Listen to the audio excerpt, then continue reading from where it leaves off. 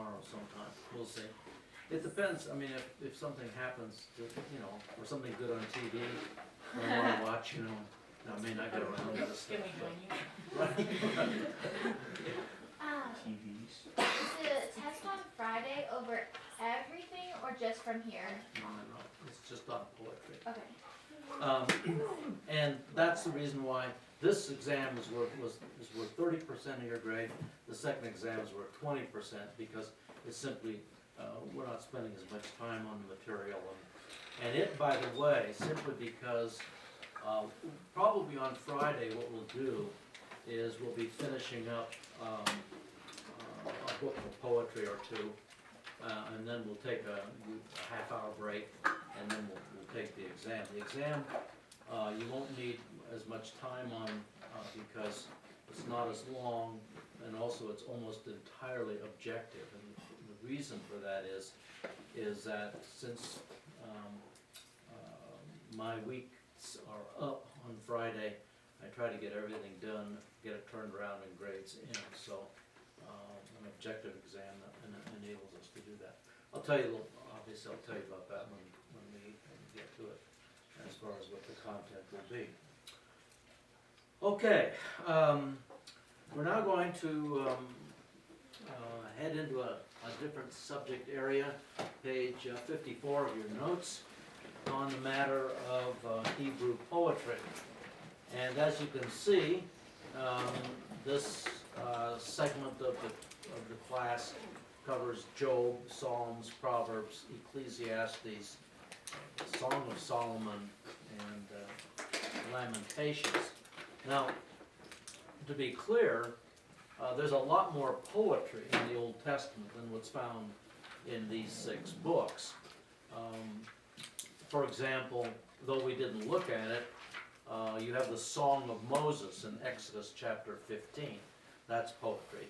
You have portions of Isaiah that he probably may have sung those portions. They are in poetry. So you have in 2 Samuel,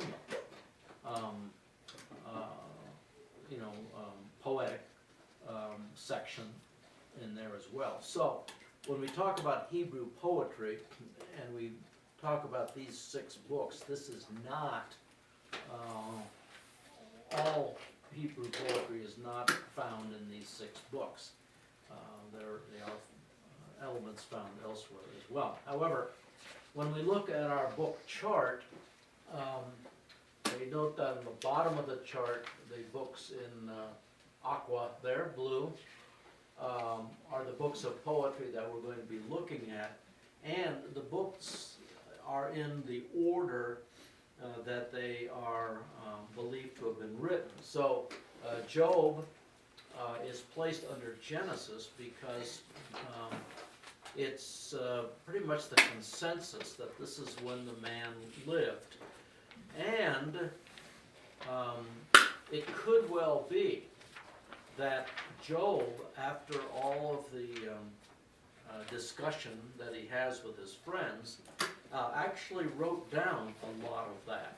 And either Job himself wrote the book, or some believe Moses wrote it using Job's notes, or some have even held that it was written in the days of Solomon, and that you are that whoever wrote it, whether it was Solomon or one of his scribes or whoever, would have used ancient documents in doing so.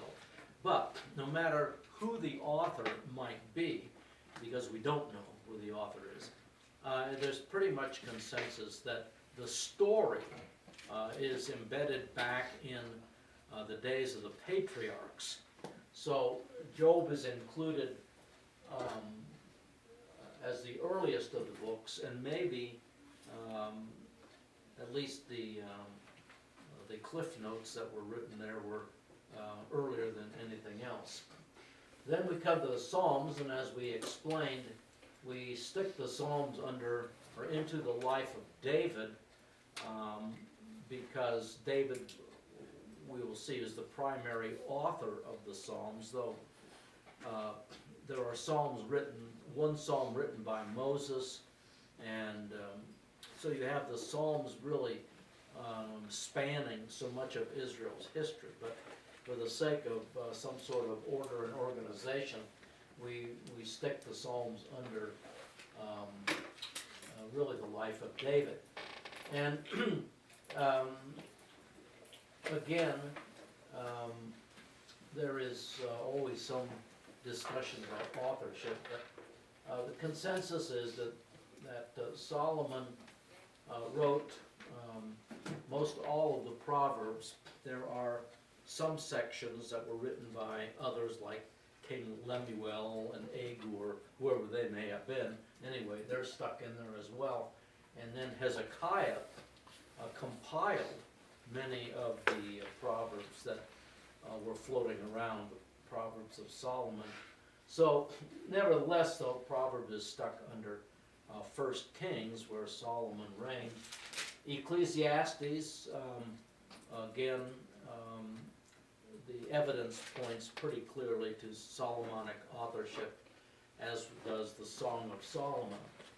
Lamentations was written by Jeremiah, and it is a dirge-like poem written in the days of the fall of Jerusalem to Nebuchadnezzar during the siege of 588 to 586. And Jeremiah describes what's going on in the city of Jerusalem at that time. So these are the 6 books that we're going to take a nice brisk walk through for several days this week. And again, this is not the only poetry found in the Old Testament.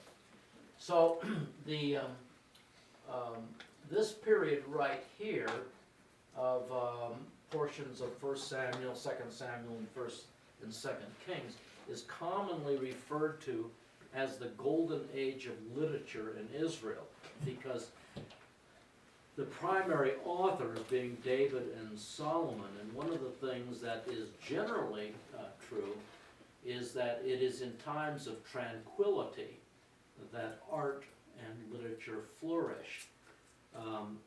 In 1 Kings chapter 4, in talking about the reign of King Solomon,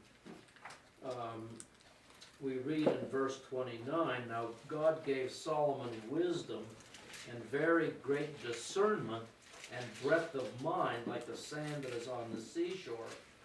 Solomon's wisdom surpassed the wisdom of all the sons of the east and all the wisdom of Egypt."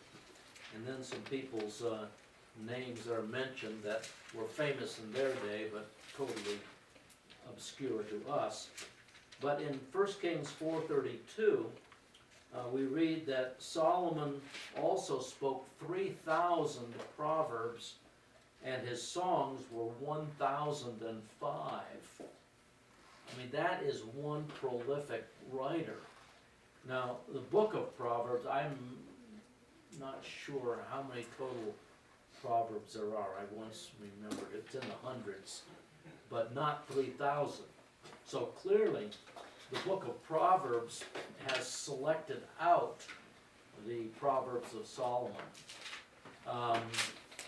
And we have the Song of Solomon, which means there's 1,004 other songs that we don't know anything about.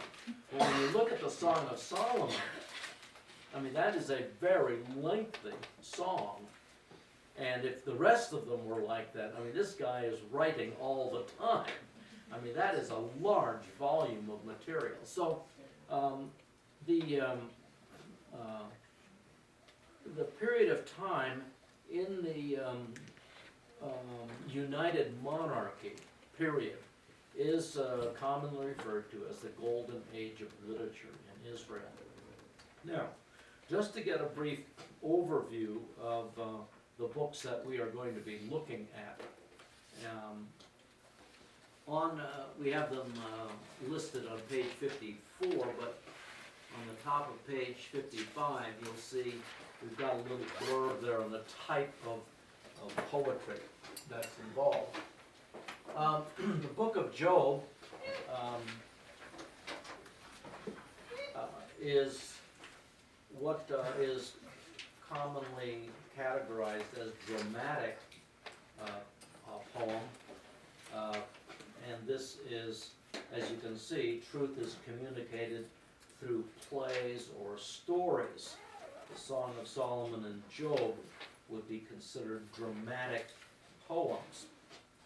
Now, as far as the basic content of Job, which we are going to get into today, it is dealing with a very difficult question.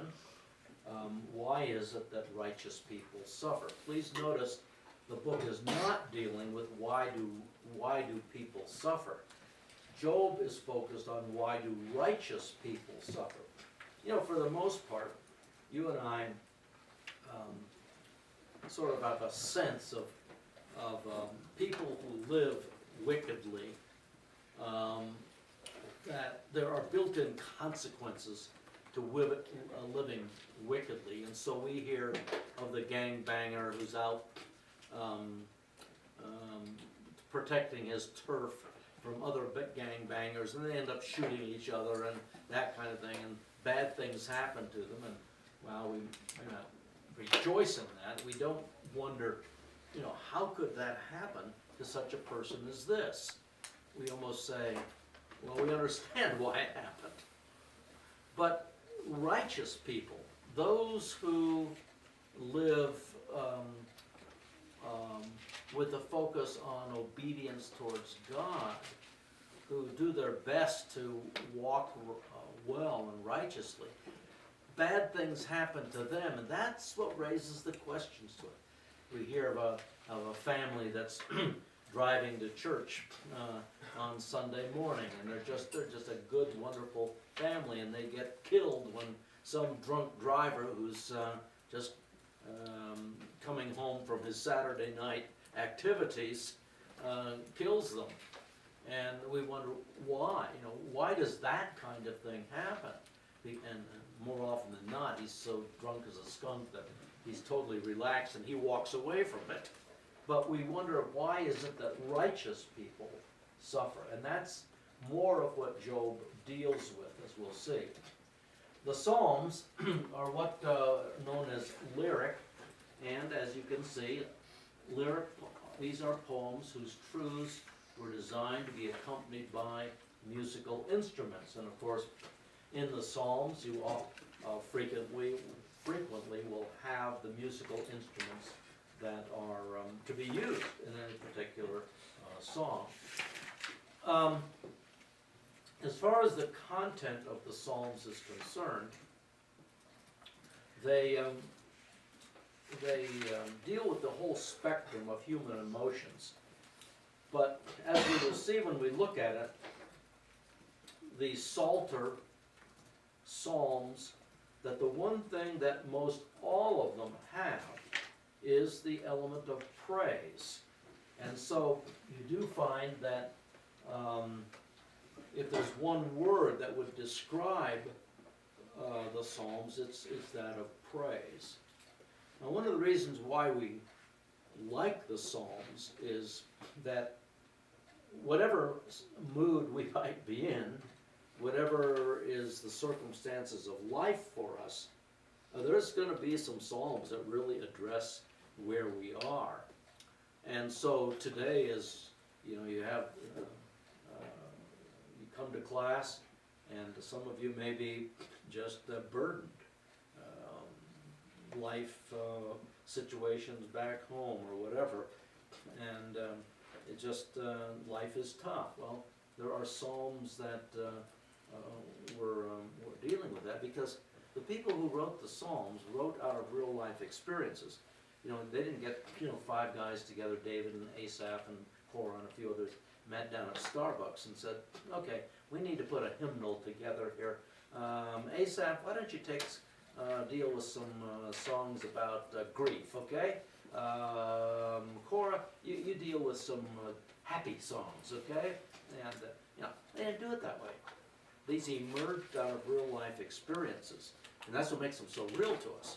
So, most of these were designed to be put to music, and eventually they evolved into the hymnal, really for the nation of Israel. The Proverbs are didactic, and you can see that didactic has the idea of teaching.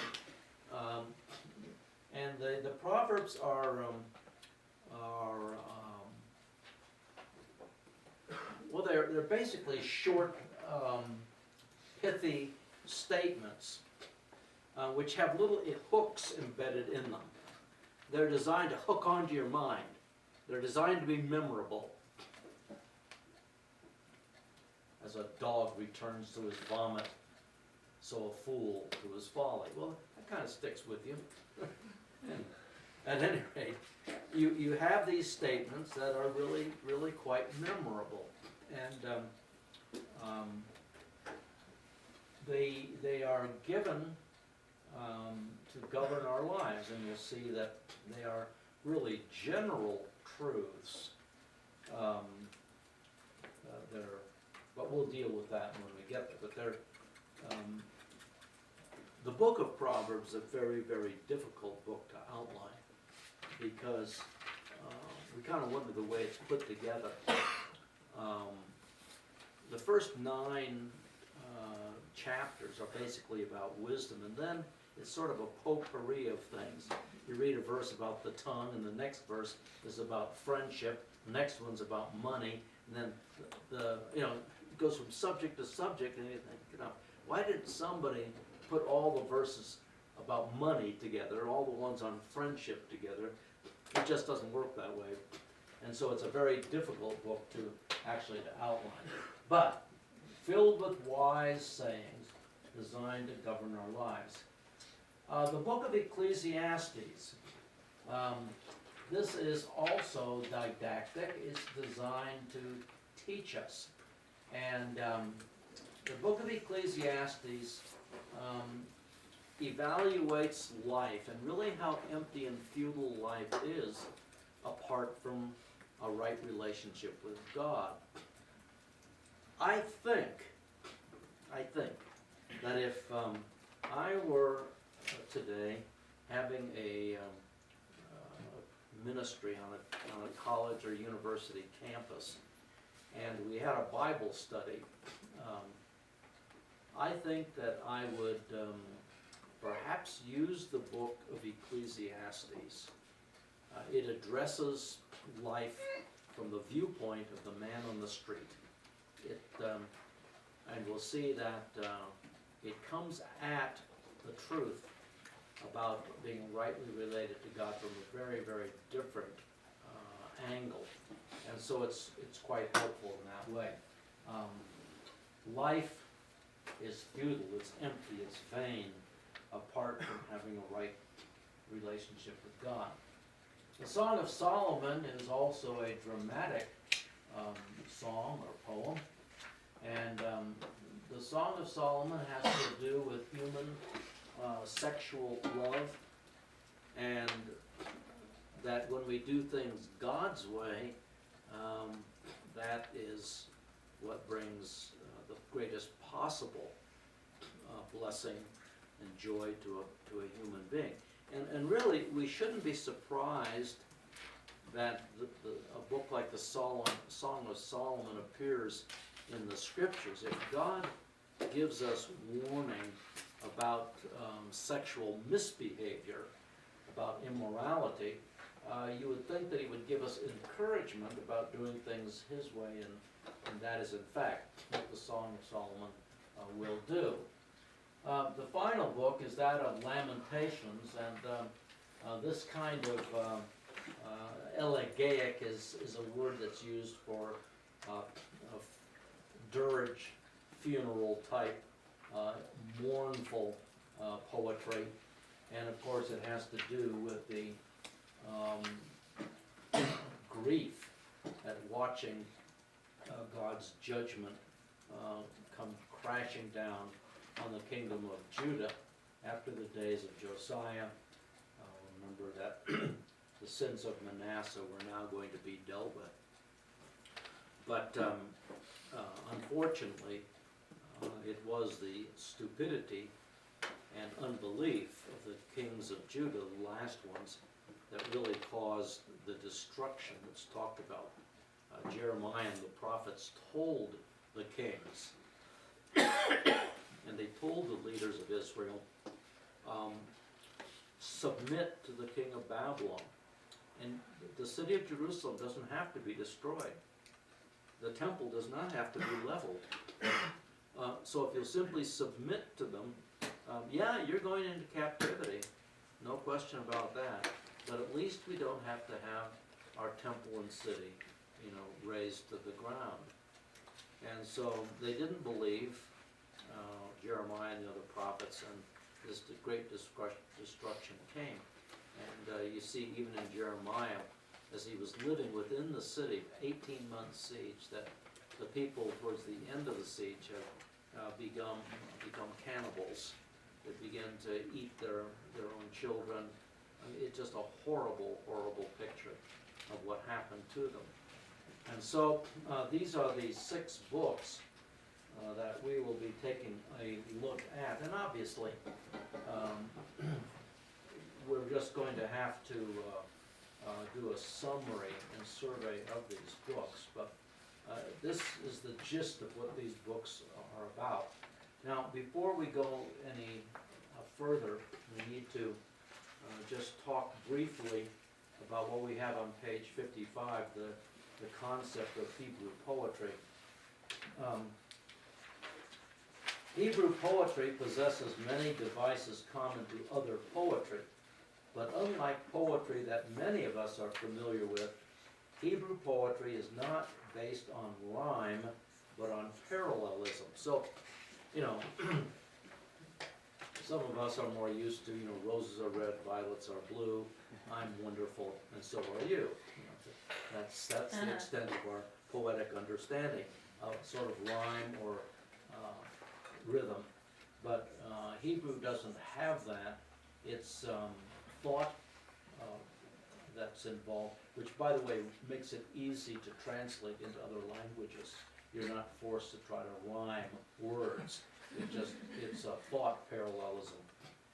In the 1700s, Bishop Robert Loth demonstrated that parallelism is the primary feature of Hebrew poetry, and he identified 3 main types of parallelism. So, parallelism is the key component of Hebrew poetry. And Loth identified these 3 as synonymous, antithetic, and synthetic parallelism, which we're going to briefly describe. Now, when you get into this, and it really requires that you are skilled in the Hebrew language. It's not just knowing vocabulary and grammar. There's a much greater expertise that's required. And we had a guy when I was in seminary, one of the professors there, who was linguistically far beyond most human beings. And in his class on Psalms, I think he identified 7 or 8 types of parallelism. And there are subsets within all of these. And so it's a very, very complex matter, which you and I are really not able to fathom. But we can understand these 3 kinds. And the reason why this is helpful is that when we read the Psalms or we read the Proverbs, and we can see the kind of parallelism there, it helps us interpret better. Just with that little bit of knowledge, it helps us in our interpretation of these sections of poetry. So, what is synonymous parallelism? Well, synonymous parallelism, you have a thought of some sort given in the first line, And the second line repeats the same thought, but it's not a strict, as it says, not exact synonymity is unusual. It's basically the fundamental idea is communicated in the second line that was originally given in the first line. And so, as an example, in Psalm 19, the heavens are telling the glory of God. That would be the first sentence. The second sentence is fundamentally communicating the same idea, though it uses different words. Their expanse, instead of heavens, the word expanse is used. Instead of the word telling, declaring is used. Now, those aren't exact synonyms. They clearly overlap, but there are nuances that are different. Heavens declare the glory of God, and the glory of God is evidenced in the work of his hands. And so, while you don't have exact synonyms, they're communicating the same idea using slightly different words to do so. Day to day pours forth speech. Night to night reveals knowledge. Well, again, the day and night are not synonyms, but you're getting the idea is being communicated that at all times in the rotation of the earth, the heavens are giving glory to God because they're revealing his creative work. So, synonymous parallelism is fundamentally, the second line is repeating the idea of the first line. Now, the first kind of parallelism, synonymous, and the third kind, synthetic, are sometimes hard to distinguish. You have to really, in some cases, explore it. The second one is easy. Fundamentally, antithetic parallelism is really easy to see, and most of us don't have any trouble with antithetic parallelism. And this is really simply contrasts. The first line makes a statement, and the second line gives the opposite. And we have a lot of that in Proverbs, don't we? The righteous does this, but the wicked does that. And so you have opposites. And that is easier to spot.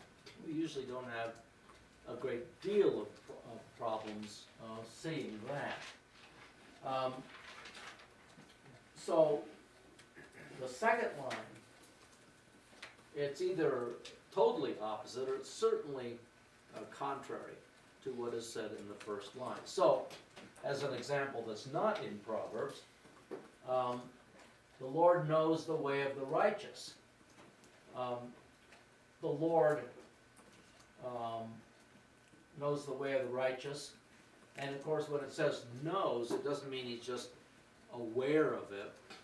It is the idea that he is guiding and directing the way of the righteous into that which is good and profitable. However, in contrast to that, the Lord doesn't do that for the wicked, and the wicked will end up with some real negatives of perishing.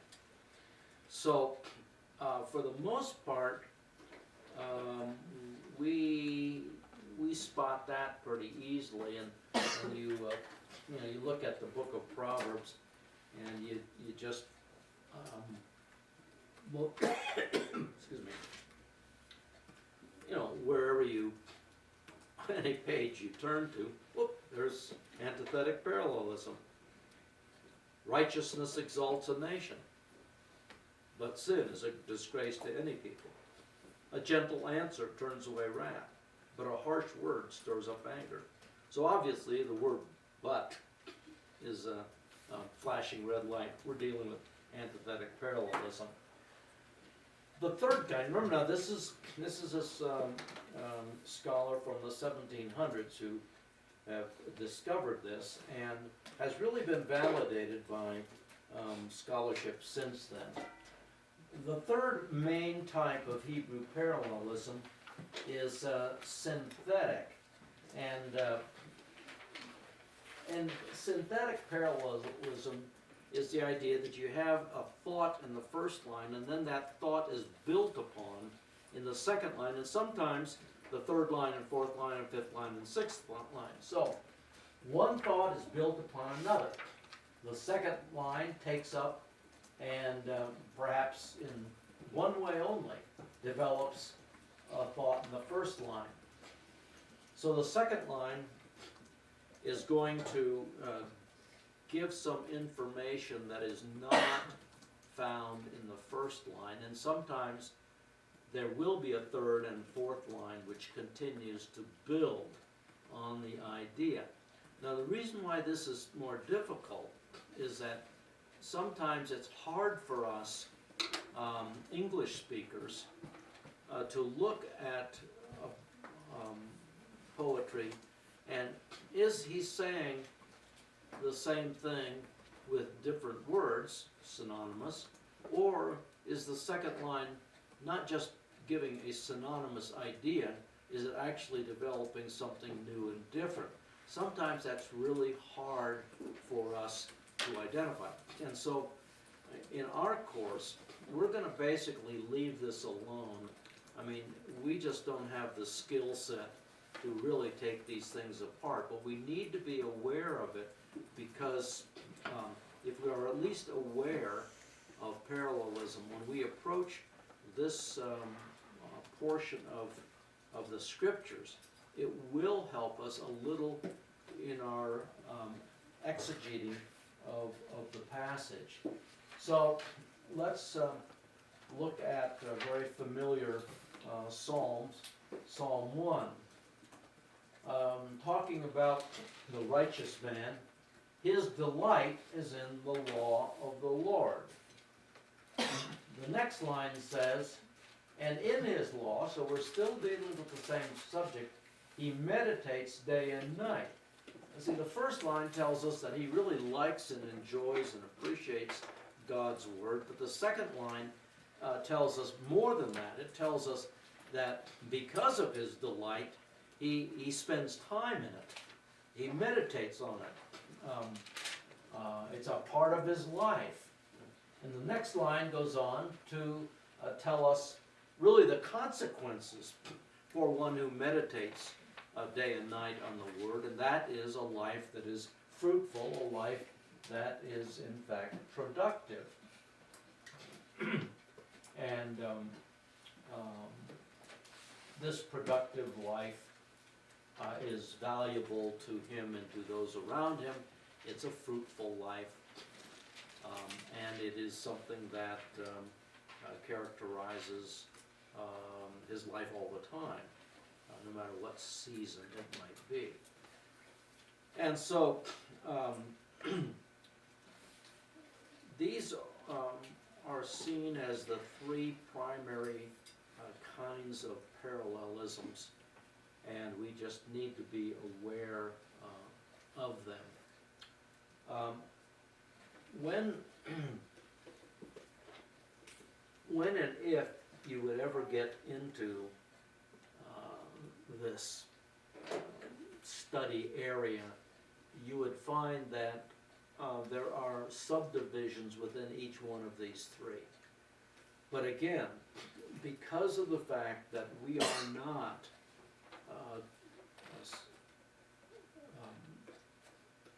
really skilled in the Hebrew language, which has to do with more than just being able to translate something.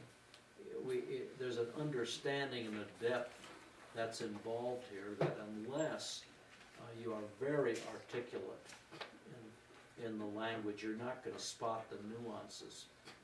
When I was doing my doctoral work, one of the things I had to do was to, pass a Hebrew, proficiency test, and so, arbitrarily, I would get a passage to translate out of Isaiah or Zechariah, and the only thing I could have was with my Hebrew Bible in front of me. Well, that's challenging to do that, but, and I was able to do it, but the reality is that doing something like that and understanding the nuances that are here are just two different ballgames. And so when we talk about this, we're talking about it in very general terms, because as English speakers and dealing with our Bibles, English Bibles, we're never going to spot those nuances. We just aren't able to do it. But we at least need to be aware that we can spot synonymous parallelism in general terms. We can see antithetic parallelism. And if our eyes are really wide open, maybe we can spot the synthetic, the building idea as well. And again, the value is that it helps us do something we want to do, and that is to understand and interpret the Bible. Now, there are some other factors that are found in Hebrew poetry, which again really depends to a certain extent on our ability to look at the Hebrew text, which is probably not going to be something in our skill set in the next month or two. But there are other types of parallelism. For example, just to give you an illustration that we might see, there is another category which Loth didn't put up, but which maybe is a subset of synonymous, and it's called emblematic. For example, there is a first line, and then there's a word picture that's given in the second line. Strictly, it's not synonymous, but it's really illustrating, sort of, the first line. So you do have other things that are there. You have acrostic arrangement. How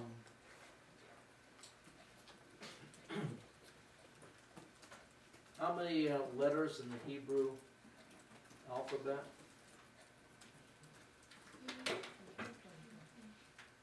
Number? That was 22.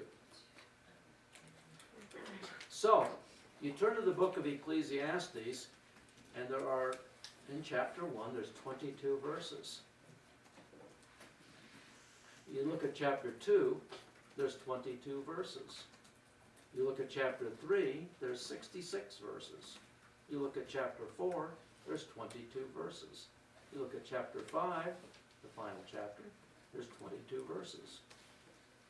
This is an acrostic arrangement. So, we would say today, if we were in English, an acrostical arrangement, the first verse would begin with A. The second verse begins with B. Third verse, C. Fourth verse, D, and so on. Now, why would someone bother doing that anyway? What would be the purpose of it? What? Excuse me? Well, yeah, it would be that, but what would be the benefit to the average guy in the street to have You could just immediately name the section of it. Well, it's a memory aid, yeah. Kind of like the verses and Yeah, chapters. right. If you are going to, and remember, everyone didn't have their copy of the Law of Moses or of these books of poetry, but they memorized a lot, and it was just a memory aid to remember A, B, C, D, E, and so on. We have that some. I remember long ago, far away, I don't think I've heard it in decades, but there was a song, a Christmas song, start out, C is for the Christ child, and, I don't remember all the rest of it, which showed that I never learned it, but that would be an acrostic arrangement. It's designed to help remember things. Sometimes you have alliteration where, and maybe your pastor back home does this, that every main point of the sermon starts with the same letter. But it's designed as an aid to memory. And so the alliteration starting each verse with the same letter. And of course, the thing that impresses us about a lot of this is just the metaphors and the illustrations, the word pictures that are used, which are designed for remembering. You see, you and I are so used to having things that we can see in front of us, our own Bibles. And of course, with our electronic age and the technology that we have, we don't really need to memorize anything. We just Google it, and then we're good. But back then, they didn't have any of that. And so this is why, for example, we'll see in the book of Revelation, why is it that John uses all those word pictures there? And the reason is partly to communicate ideas through these illustrations and through these word pictures. So Hebrew poetry has many elements in it that are designed to aid the memory of an individual. So we move on now. We want to get started in the book of Job, and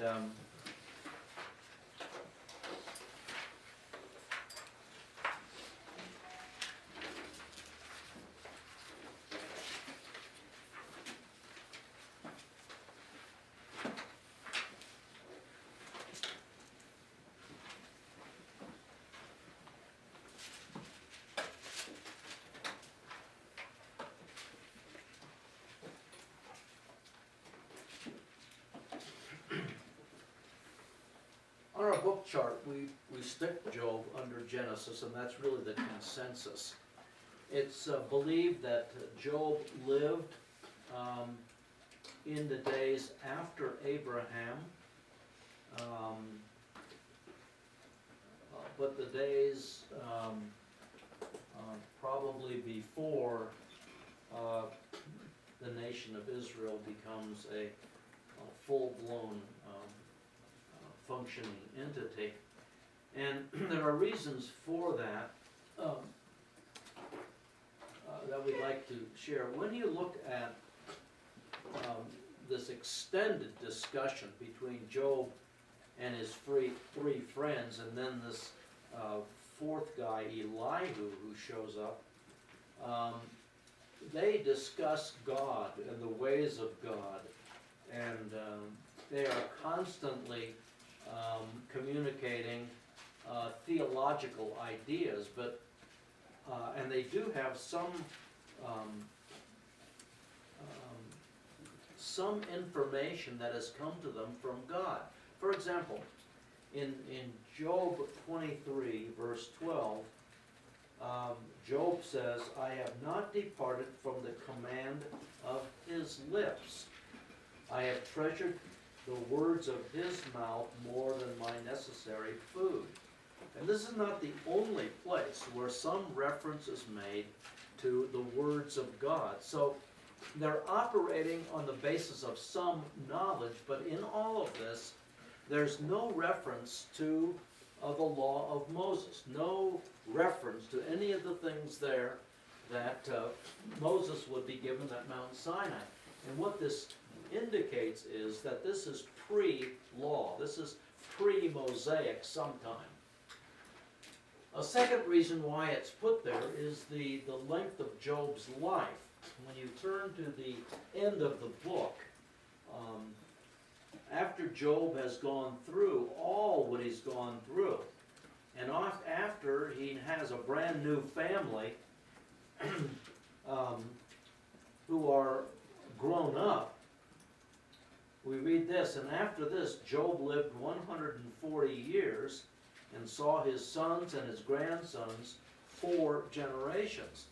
Well, okay, the 140 years is after all of these events, which start out, of course, with him having a family with adult children. And so we're not dealing with later on in the Old Testament. We know that Terah, Abraham's father, lived to be a little over 200. Isaac lived 180, Abraham 175. So you have a length of life, but how old do you think Job was when he died? He was 140 years after all of these things. Well, it says that he was already old when his tribulation took place, so like probably somewhere around 200. Oh, yeah, I would say minimal. Yeah. Minimal. And who knows, he may have been up in the region of, close to 300. We just don't know. But clearly, we're dealing with an age that was not expansive. After the flood, people still lived great lengths of life. So that puts him back there as well. A third thing is that we do find this is pre-priesthood, and that the Job did what patriarchs did, and that is he offered up sacrifices for his family, lest my children have in some way cursed the Lord or whatever, and so he offered up sacrifices for his family. So he's functioning as the head of the clan, and operating as a priest was part of that. So what this does is, if we are to give a time for Job's life, it's probably in the days of Abraham, or more likely after the days of Abraham. Maybe, towards the end of Genesis, more like the days of Joseph, for example. At any rate, we are sometime, most likely, in the days of Genesis. The book begins, there was a man in the land of Uz whose name was Job. Now, if you go back to Genesis chapter 36, you get some interesting insights into where this is happening. In Genesis chapter 36, you have the descendants of Esau. And we read in verse 6 to 8 that Esau took his family and all of his wealth and went into the hill country of Seir, which would later be identified with the name of Edom. And so Esau lived in the hill country of Seir. Esau is Edom.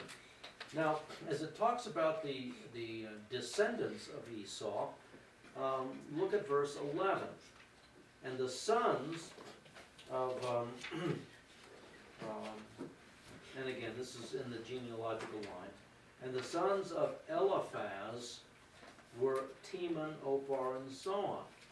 Well, one of Job's friends is Eliphaz the Temanite. You go down to verse 28. These are the sons of Dishan, Uz, and Aram. And so here are names that are part of the Job story. And what it does, it appears to put Uz in the land of Edom. In other words, southeast of the land of Israel. One other place that's is Lamentations. Lamentations of Jeremiah.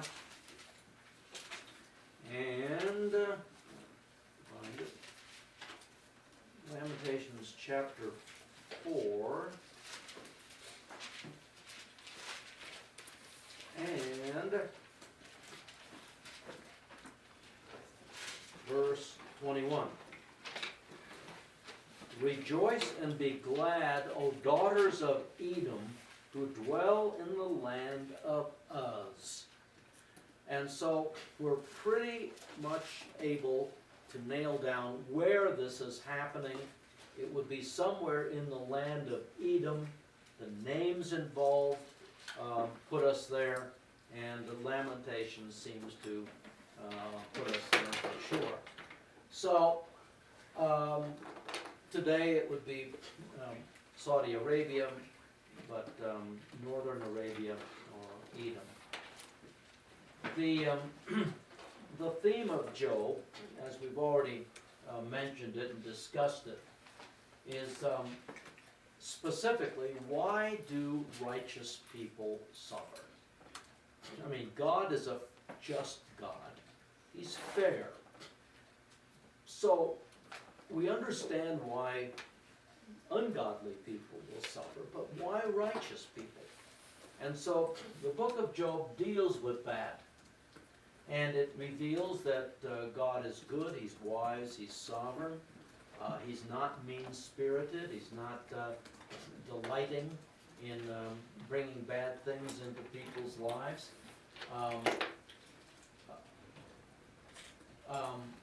And this is one of the keys to the book. I'm going to say it again later on, but I want you to hear it.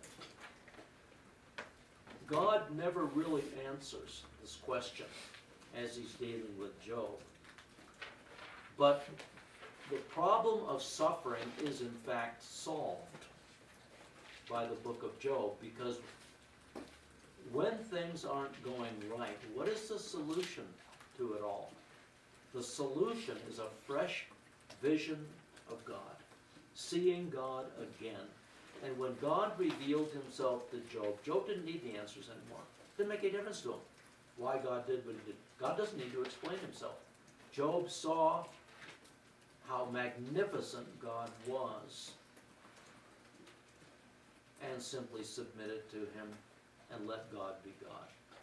But a fresh vision of God is what God gave to Job, and that solved the problem. As far as giving him the exact details of the whys of his suffering, that's never given.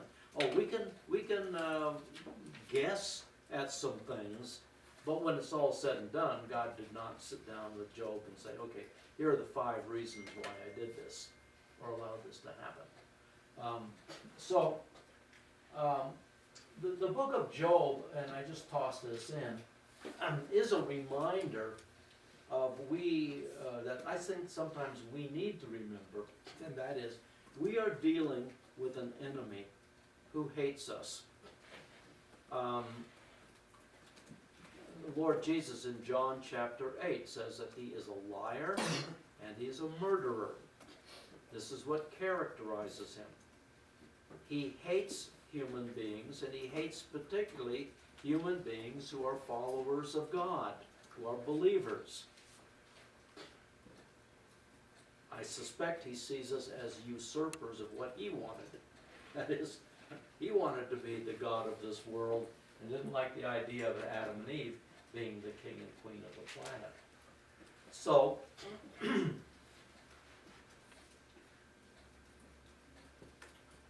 several things about the interpretation of the book of Job. One, as with really all of these books, we need to remember that we are dealing with poetry, and sometimes you have hypothetical exaggeration, sometimes the use of imagery. We need to keep in mind that,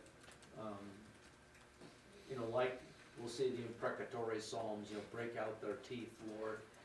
I'm not really asking that their dentures be knocked out or they lose all of their molars. It's a picture very graphically of God not delaying discipline or judgment on someone who is oppressing or being willful against God. I think we all understand what the doctrine of inspiration is about. Inspiration guarantees the accuracy of what God wants written down. Now, it's true in the book of Job that you have,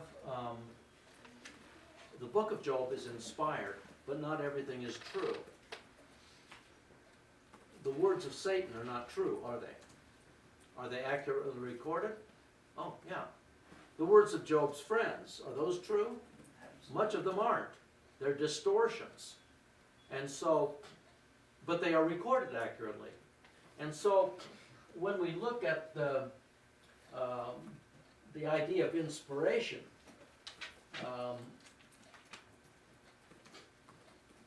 the words of Satan are inspired. When we understand, that means they are accurately recorded. So keep that in mind, that not everything Job's friends say is right, and certainly not what Satan says. It's interesting, and we're not really going to get into this. The book of Job does seem to refer back to the flood, to creation, and so on. If you ever have a chance to get a hold of Henry Morris's book, The Remarkable Record of Job, Dr. Morris, of course, is the one who wrote, along with Dr. John Whitcomb, the Genesis flood, which started the creationist, modern creationist movement. But he also wrote a delightful little commentary, did Dr. Morris, on the book of Job. And so, with your focus here at Jackson Hole on creationism, that might not be a bad little book to get a hold of sometime. It's here in the library. What? It's here in the library. Okay, it's in the library. Remarkable Record of Job, Henry Morris. It'd be a good book to have in your own library, too. In interpreting Job, we are given, there are a few places in Scripture where the curtain is pulled back upon the spirit world. We'll see that in the book of Daniel. You have other places where that is seen. But it's a curious thing, is it not, what takes place in the heavenlies with Satan. Okay.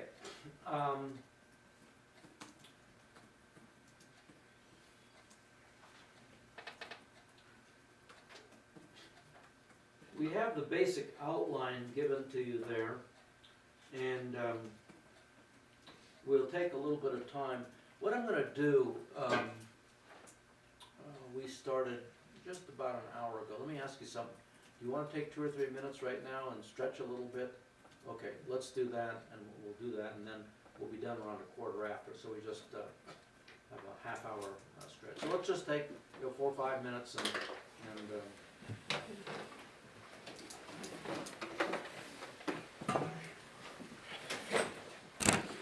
be careful on the wires up here. We apparently have a very, very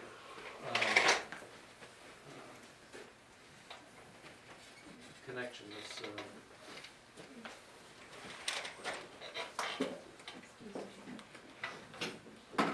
Figured out why this corner's so narrow. Thank you, Gideon. There's no light. So, Yeah. Lydia, is P90X in here gonna be a nightly thing? You know? I don't know, I'm not doing it. Okay, if you move. I'm doing my own stuff, I don't need it. That's what I figured. How But Yeah. no. do you know? I would ask. Huh? I don't think it'll be nightly. Okay. Ask Abby or Alexa. Cause that's a lot of R&Rs, guys. That's a lot of guys dropping out of school. It's also a drop in grades for those of us who left our computers in here last night. They're only in here for like 30 minutes. It's 30 minutes I could have been studying at the time when I came here to get my computer, so I could study. I was in the zone.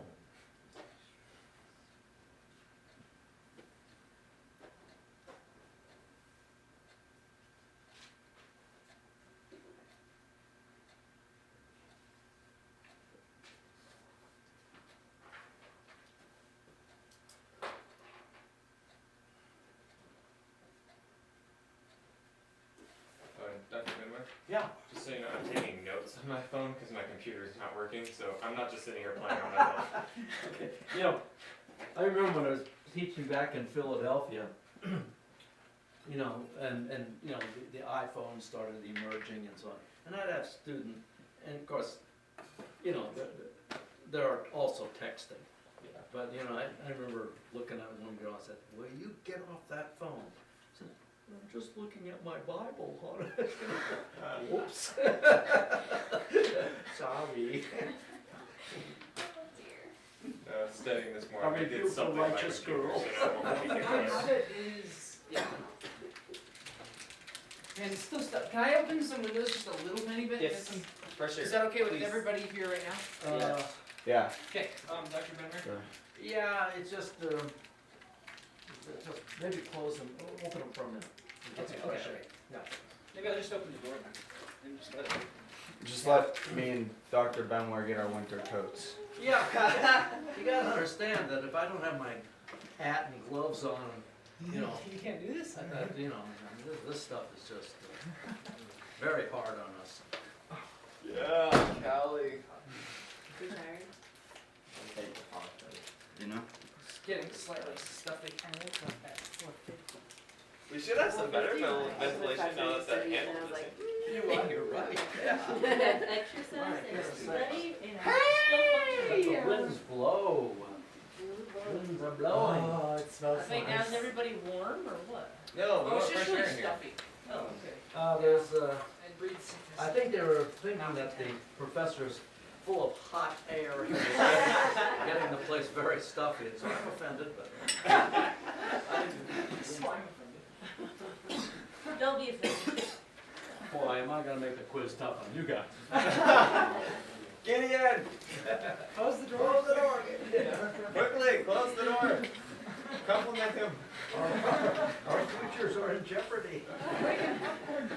Make this right now. We'll just let Gideon do all our first quizzes. What?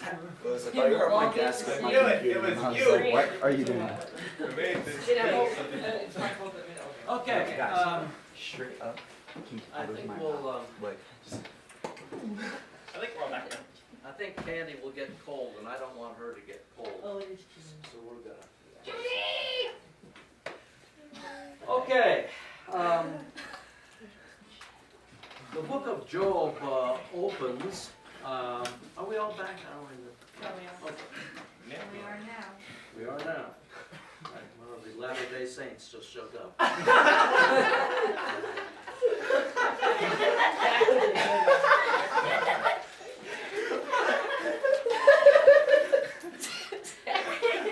Not really.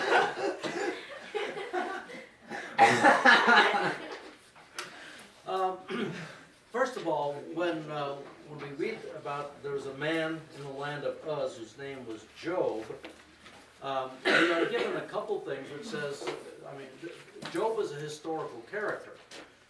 We've already seen that that he's tied. The story is tied in with a physical location of Uz, but also, if you aren't aware of it, Ezekiel and James, Ezekiel in the Old Testament, James in the New Testament, reference Job.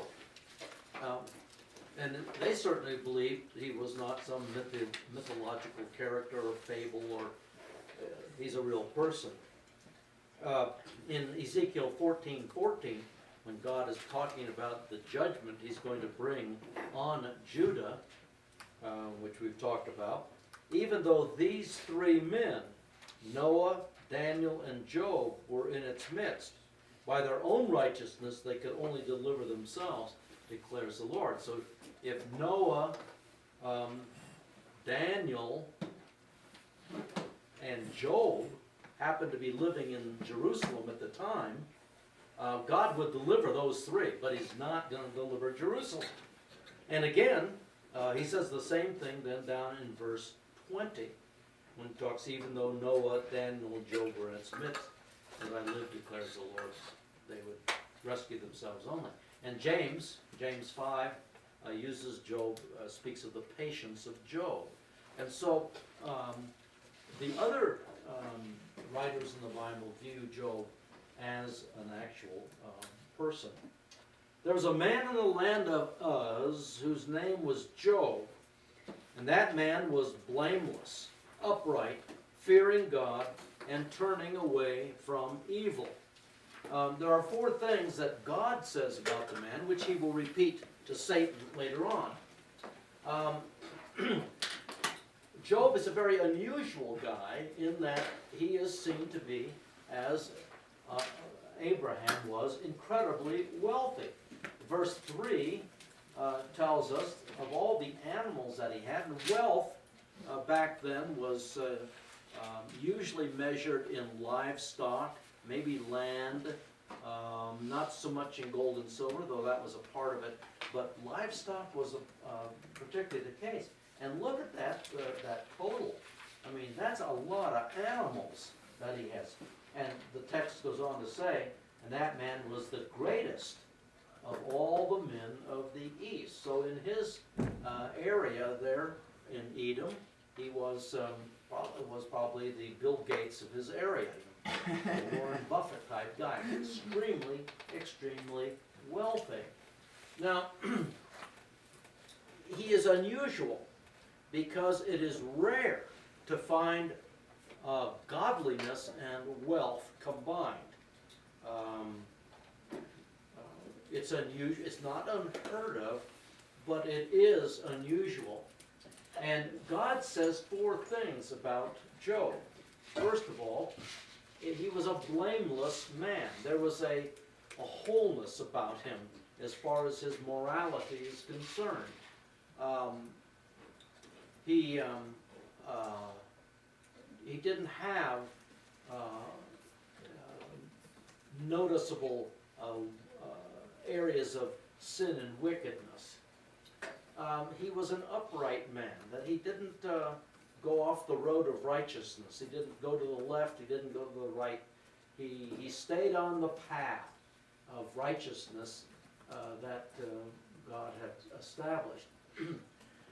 And he feared God. Now, one of the things that you find throughout the wisdom literature in the Old Testament, these books of poetry, the wisdom literature is, the key to it all is the fear of God. The fear of God is the basis for everything that is good that happens.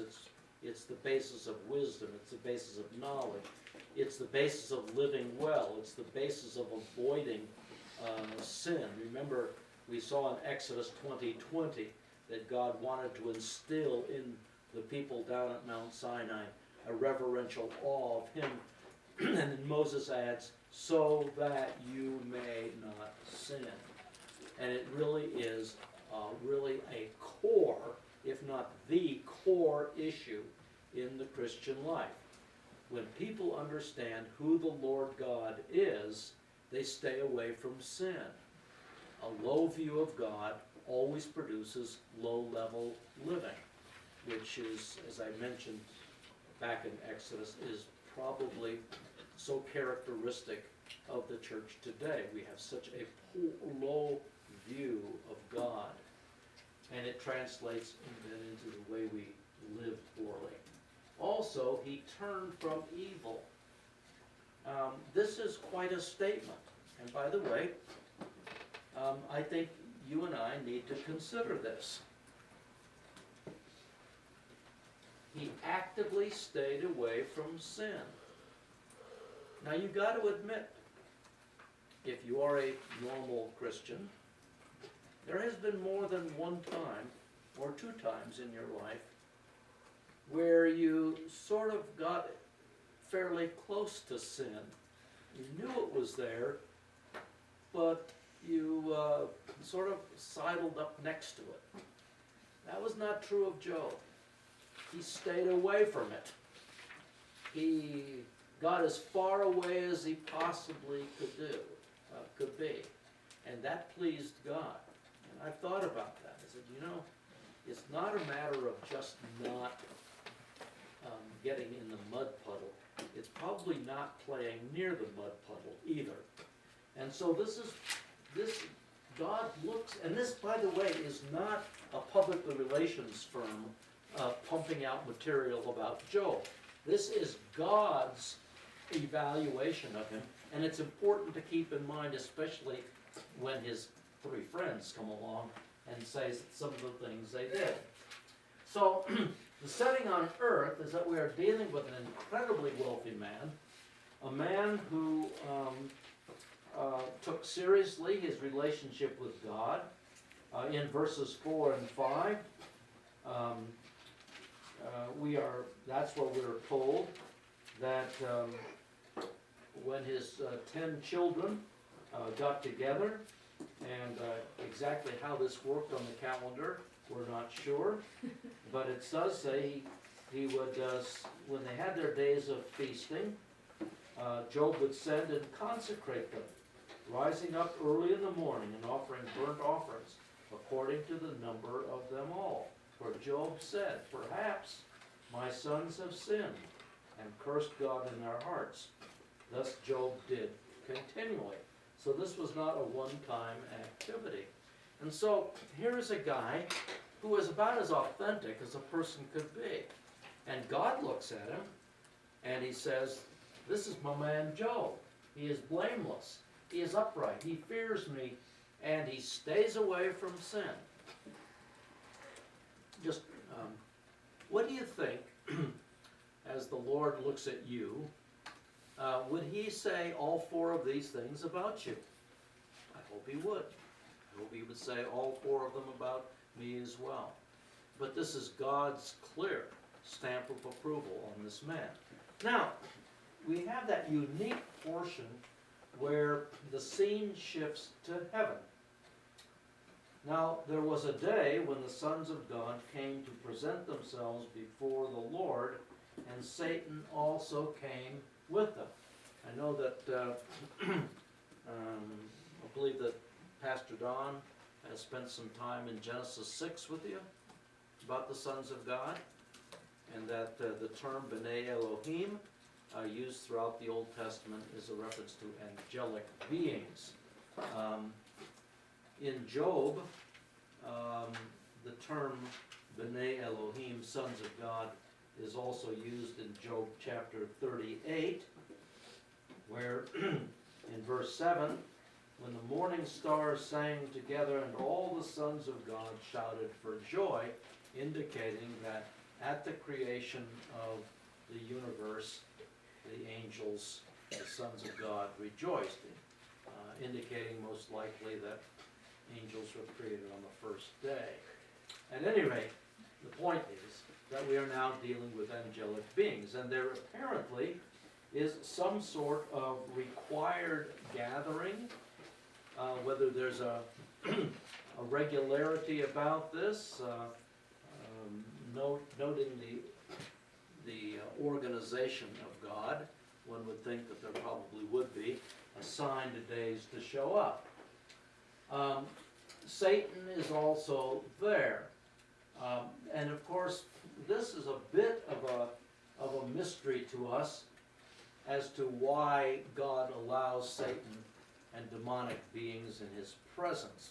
But we do know this, that this is not going to last forever. In Revelation chapter 12 and verse 9, Satan is forcibly removed from heaven along with his minions and is confined to the earth. And that occurs halfway through the tribulation period. Revelation chapter 12 and verse 9. Now, the Lord, of course, knows exactly what's going through Satan's mind, as he does with the minds of all of his creatures. But he does propose a question, a leading question. Where do you come from? Satan answered the Lord, from roaming about on the earth and walking around on it. So apparently he's not particularly interested in Mars or Jupiter. He is interested in the earth. He didn't add, by the way, that he was walking around on the earth like a roaring lion seeking whom he may devour. Peter adds that for us later on. The Lord said to Satan, have you considered my servant Job? And of course, the answer to that is, yes, he has. He's thought a lot about Job, but it seems that God has put a hedge about it. Have you considered my servant Job? There's no one like him on the earth, a blameless and upright man, fearing God and turning away from evil. God repeats the same virtues that he mentioned earlier.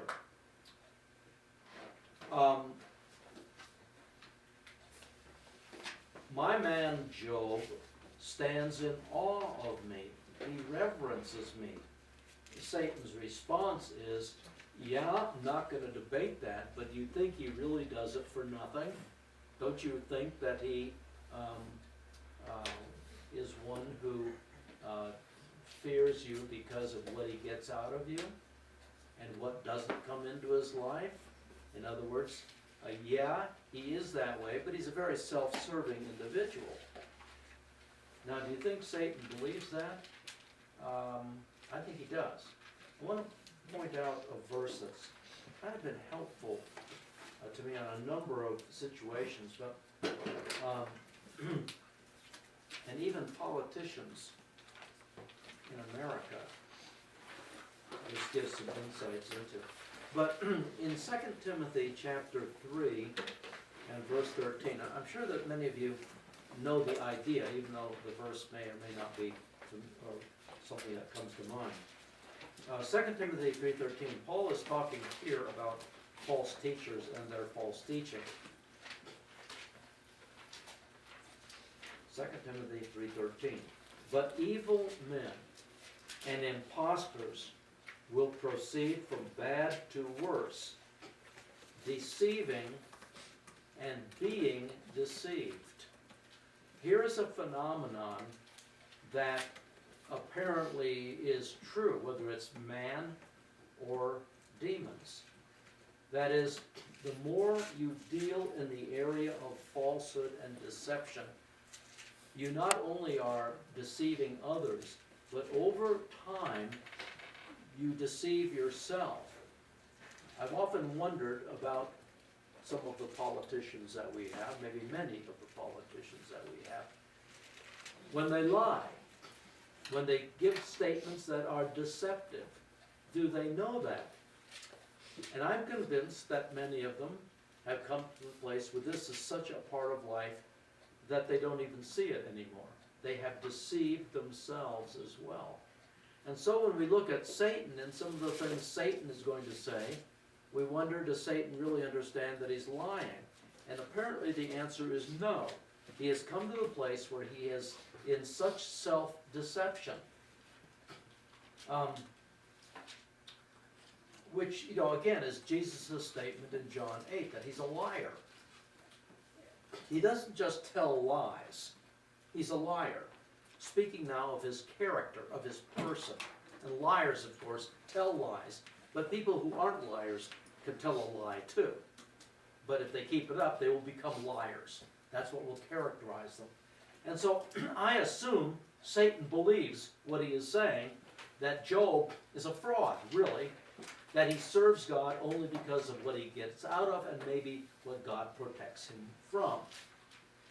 Hast thou not made a hedge about him and his house, all that he has? Hast thou not blessed the work of his hands, and his possessions have increased in the land? Verse 11, you put forth your hand, you take away his goodies, you strip him of his wealth.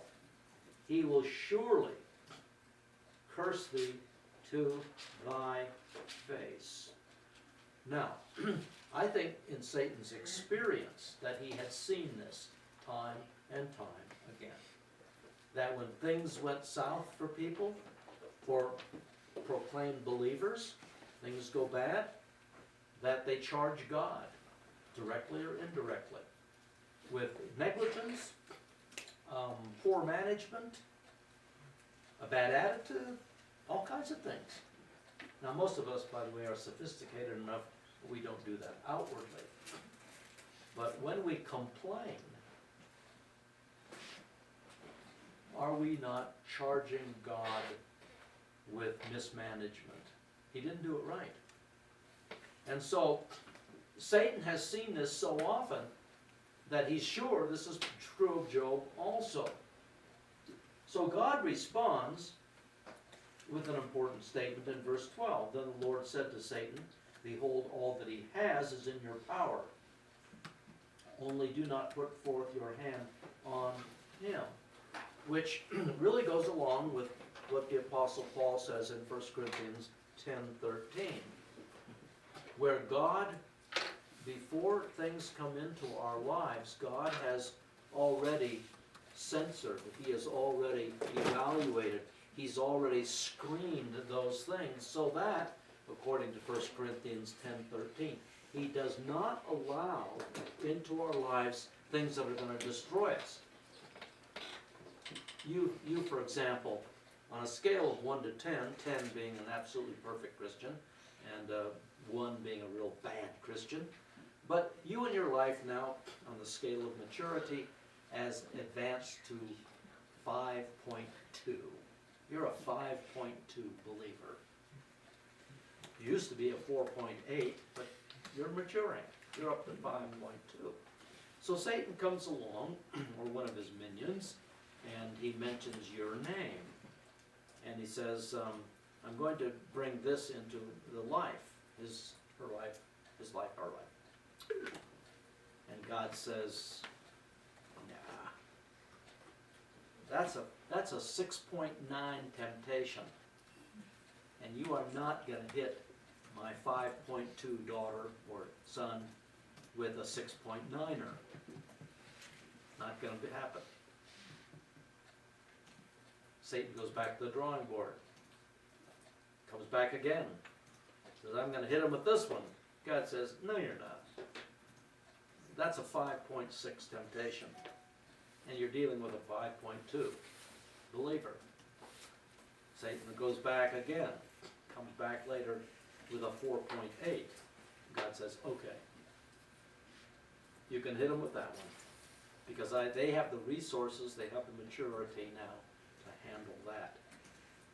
In essence, Satan cannot do what he wants to do with us. His activity towards us as God's children are screened. And that's good news, isn't it? 1 Corinthians 10:13. And that's essentially what God is saying in verse 12. Now, it happened on the day, we assume that Satan didn't let years go by here, probably acted rather quickly.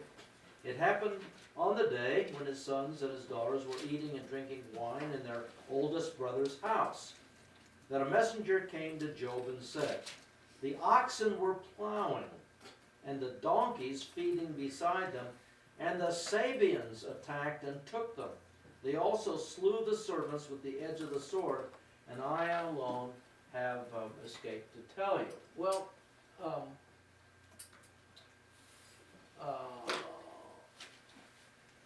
this first servant arrives, and he says, the Sabeans attacked. You know, Job's probably thinking, those nasty Sabeans, can't stand those people. They are just thieves and robbers and brutal, and good grief, I've lost some good men here, and I've lost my these donkeys and the oxen. But you know, I don't think at that moment Job sees anything of a supernatural nature.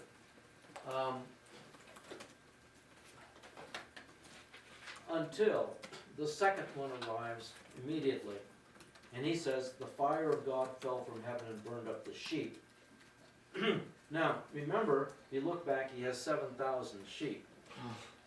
Now, a lightning bolt could probably incinerate a few dozen, making lamb chops out of them. But 7,000? No. And it's the fire of God. It's something from the heaven. And I think Job now, all of a sudden perks up. He realizes, this is unusual. This is strange. Something's happening here that's out of the ordinary. And that's certainly reinforced when servant number 3 shows up. And he says, the Chaldeans formed 3 bands, made a raid on the camels. Oh my goodness, there's 3,000 camels. Took all of them, slew the servants, and so more good men have died. And Job, I mean, this is not just a bad set of circumstances. But the clincher comes in verse 18, while he was still speaking, another also came and said, your sons and your daughters were eating and drinking wine in their older brother's house.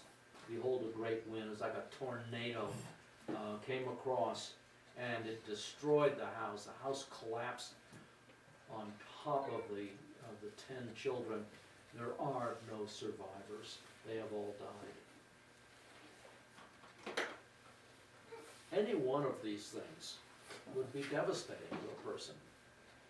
And so we read, amazingly, in verse 20, then Job arose and tore his robe and shaved his head, which are by the signs of mourning, aren't they? He's not impervious to what's happening. He has lost 10 children and an incredible amount of wealth. I mean, it's one thing if all you got is $1.95 in your pocket and you get robbed. I mean, and you're broke. But to be the most wealthiest man in the area and to lose it all, and by the way, none of this is insured, but mainly he loses his 10 children. You know, it's a terrible thing when parents lose a child. We had a very good friend of ours years and years ago. He had two teenage daughters, and he was a Indiana State Highway patrolman, good godly man. One day his girls are coming home from high school, and for whatever reason, they're out on a highway, they turned in front of a semi that was going at high rate of speed. They were killed instantly. Over the next days and weeks, I have never seen anyone in my life age 10 years.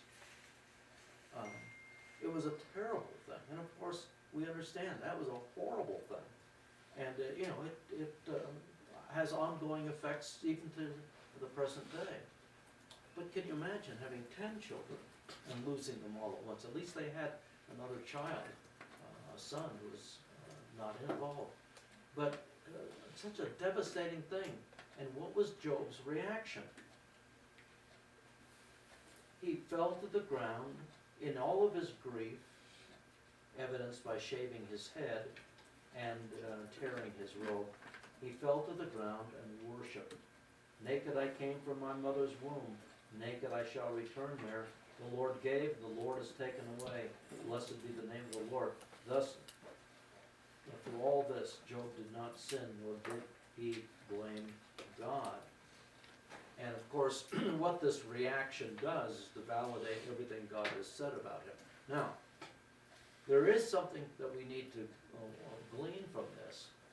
You and I are pretty good at programming ourselves. Programming our actions so that we can maintain the appearance of spirituality in the proper setting and so on. But it is not our actions that usually tell what we are really like, where we go. It's our reactions. And Job's reaction is mind-boggling. The fact that he would do what he did and say what he said. So, here is a man who's been devastated. 4 hammer-like blows hit him, and he still maintains his trust in God, which is going to be tested even further. Satan appears a second time. Chapter 2, verse 1 begins, again there was a day when the sons of God came to present themselves before the Lord. Satan also came to present himself before the Lord. Well, we don't know how much time is involved, but some time has elapsed here. Now,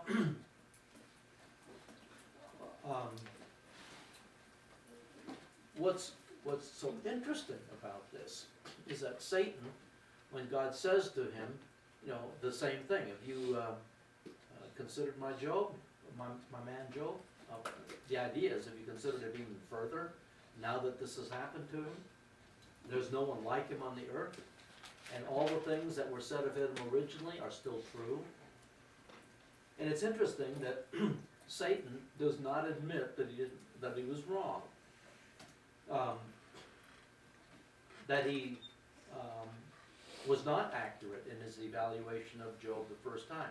Instead, he launches into in verse 4. Satan answered the Lord and said, "Skin for skin. Yes, all that a man has he will give for his life." Satan has observed the human race, and he has observed that we do not want to be sick. We don't want to have debilitating diseases. We don't want deformities. We don't want anything like that. And so we will bargain for them. And by the way, this is what these alleged faith healers are really, why they remain in existence. Most of them are as fraudulent as $3 bills. And they really cannot produce, when called upon to do so by the medical profession, they cannot produce genuine healings at all. But Satan has observed something, that is, that we don't like to be sick. We don't like our health to be gone. And so we work at this, don't we? And by the way, I'm not speaking against eating nice, well, and exercising and fitness and all that. But when it's, you know, we are obsessed with that in America, because it really, we don't want to be physically degraded in any way. And so that's what Satan says. He says, skin for skin. You touch a man's physical life, and you know, he's going to curse you. Put forth thy hand now and touch his bone and his flesh, he will curse thee to thy face. Again, I think Satan believes this. Why? Because he's seen it time and time again. Things go south for a believer, and they begin to criticize the way God operates, the way God does things. The Lord said to Satan, all right, I'll tell you what, you can go after him physically. You can't kill him. Now, do you think when Satan went back to the drawing board on this one, that he was going to give him a bad head cold? No. I think he went through his encyclopedia of the worst diseases possible. And whether he got leprosy or whatever it was a terrible, terrible disease of the skin. By the way, it's curious that in the book of Revelation, when God is going after the followers of the Antichrist and Satan, one of the things that he does is that he brings terrible boils upon them, which I think is payback for the days of Job. You do that to my man, Job, I'm going to do it to your people. And they had these boils. There is justice in the universe. Well, then Satan went out from the presence of the Lord and smote Job with sore boils from the sole of his foot to the crown of his head. I don't know whether any of you have ever running around in the summertime in your bathing suit, in other words, not heavily clothed, and you fall into a patch of poison ivy, and you get it. I mean, really get it all over your face and hands and legs and arm and all that kind of stuff. I mean, that is misery with a capital M, for sure. But this doesn't go away. Verse 8. And Job took a potsherd. What's a potsherd? A broken piece of pottery. You know, you break a bowl or a pitcher or something. What are you going to do with it? Well, you write on it, or in this case, you use it to scrape yourself. He took a potsherd to scrape himself while he was sitting among the ashes. Now, chapter 7 and verse 5, he describes his condition further. He says, my flesh is clothed with worms and a crust of dirt. My skin hardens and runs. So what was Job doing? He's spending the days of his life scraping pus off of his body. That's what he was doing. it would harden, he'd scrape it off and it'd run, and it was painful, and this is what he did. While he is sitting in the ashes, which may mean he has been removed to the outskirts of the city, people don't want him around, he basically is in the local garbage dump when this is going on. And along comes his wife, sweet woman that she is.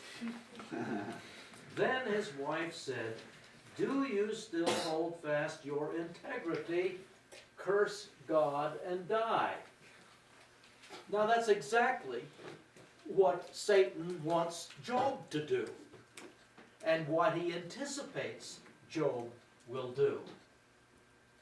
And his wife, we don't know much about her, this is a cameo appearance in the play, but she obviously is not cut out of the same bolt of cloth as Job, and she now becomes Satan's little helper. She is trying to encourage Job to do the very thing Satan wants him to do. And it is an interesting thing, is it not? That people and the way they speak can encourage us and strengthen us, or they can be destructive. One of my very favorite proverbs on the tongue is Proverbs 18:21. Death and life are in the power of the tongue, and those who love it will eat its fruit. But the words that you speak, have you ever had someone come along when you're kind of down and discouraged, and they encourage you, they say, and you're strengthened by it, and boy, it's almost like you can live on those words for a few days. It just strengthened you. But then my guess is that you've had people, we all have, come in and say some very destructive and damaging and hurtful things. And you know what's interesting is sometimes years later we can remember exactly what they said. It was so painful and so hurtful. His wife brings words of death to Job. But Job said to her, "You speak as one of the foolish women." And he doesn't mean that they have, it was a whole society that met up every Tuesday morning. This is the Society of Foolish Women.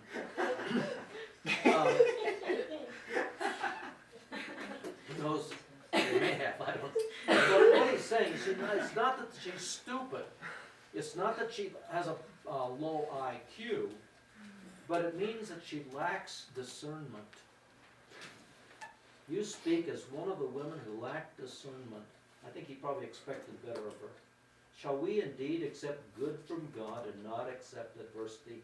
In all this, Job did not sin with his lips. Well, this brings us now to a major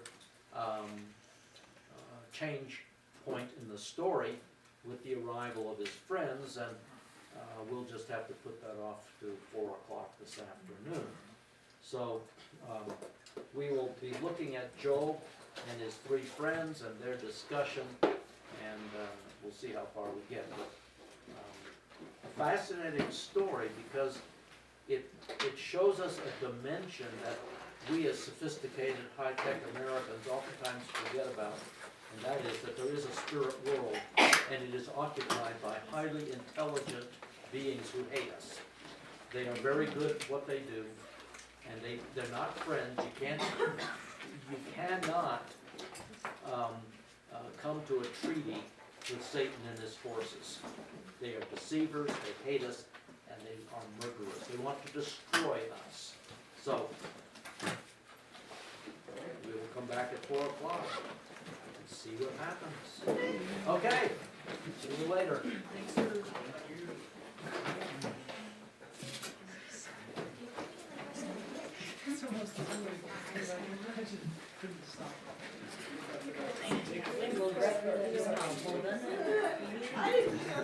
You didn't feel the elbow, right, George? You guys Guys. are free.